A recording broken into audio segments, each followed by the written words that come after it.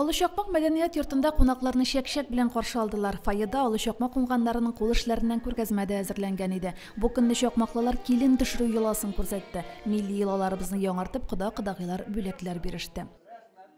Без бүген Ак Калфак хатын-кызлар берләшмәсенең утырышында кыз төшерү күренешен күрсәттек. Һәрбер авылда да шушылай итеп матур итеп, казлар белән, ипиләр белән, шәкшәкләр белән шулай итеп кызны төшерәләр. Гореф-гадәтләребезне онытмыйбыз. Киләчәктә дә менә шулай матур итеп, никахлар укытып, шулай кызлар төшерергә, бергә шулай күңелле яшәргә язсын. Килен төшерүче Энҗе ханым шәкшәк пешерү серләре белән дә бүлеште. Аның тормыш иптәше Фәнис Абуталдан читән өрү остасы икән. Ул читән өрүнең берничә ысулын күрсәтте. Тал өрүгә берәү дә битараф калмады. Хәтта әзер читәнне сатып алырга теләк белдерүчеләр дә булды. Монда безнең мәктәп коллектив хатыны ашта авыл советы без инде бүгенге кичәдә генә түгел, барлык кичәләрдә дә, бәйрәмнәрдә дә бергә эшибез, бердәм эшибез. Гаилә учагын саклап калу һәм балаларга тәрбия бирү безнең хатын-кызларыбыз алдында торган изге бурычларның берсе. Һәм менә шуны безнең райондашларыбызга, асыл затларыбызга җиткерү безнең алда торган иң зур максат һәм бурыч. Ак Калфак бөтен дөнья татар хатын-кызларының мөһим бүлекчәсе үзе генә түгел, аның инде авыл җирлекләрендә филиаллары бар. Һәм менә без авылларга чыгып, күчмә утырышлар үткәреп торабыз һәр даим.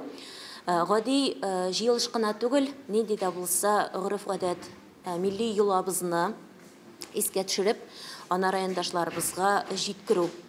2021 елның Туган телләр һәм халыклар бердәмлеге елы булуын истә тотып, чакмаклылар күрше авылларда яшәүче башка милләт вәкилләрен дә кунакка чакырганнар. Рус шуганнан килгән кунаклар рус халкының милли ризыгы пилмән тарихы белән таныштырды. Күчтәнәчкә вареники алып килгән иде шуганлылар. Шуның өстенә моңлы җырларын да бүләк иттеләр. Шуганкадан килгән Мари кызлары милли биюләрен күрсәтте, ә милли ризык буларак катлы тәбикмәк тәкъдим итте. Мариның милли ризыгы коман билнә дигән ризык алып килдек. Ул инде тәбикмәк, татарда да тәбикмәк, Марида да тәбикмәк, ләкин безнең тәбикмәк катлы-катлы.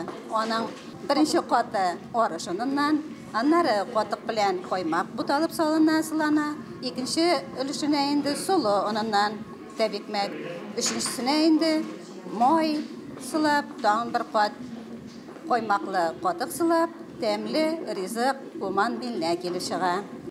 Ак Калфак бөтен дөнья татар хатын-кызлары иҗтимагый оешмасының мөслим бүлеге җитәкчесе Эльвира Гараева чараны оештыручыларга һәм кунакларга рәхмәтен җиткерде. Римма Авзалова, Динар Минхаҗев, Мөслим телевидениесе.